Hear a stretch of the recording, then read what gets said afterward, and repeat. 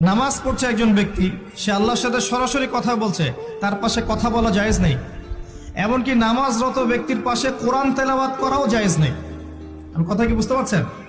একজন ব্যক্তি নামাজে দাঁড়িয়েছে, আল্লাহর সাথে কথা বলছে, পাশে আপনি কোরআন তেলাওয়াত করতে পারবেন না জোরে জোরে।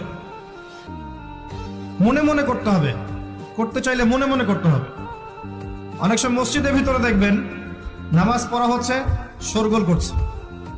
নবী সাল্লাল্লাহু আলাইহি ওয়াসাল্লাম বলেছিলেন, আখিরুজ জামানে, তিরমিজিতে আছে হাদিসটা, আখিরুজ জামানে ইসলামের নামটুকু থাকবে, ইসলামের প্রকৃত বিষয়গুলো থাকবে না।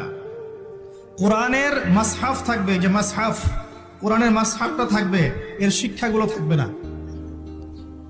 মসজিদগুলো হবে চাকচিক্যময়, কিন্তু মসজিদ হবে হেদায়েত শূন্য। আর চতুর্থ লাইনটা আরো ভয়ঙ্কর।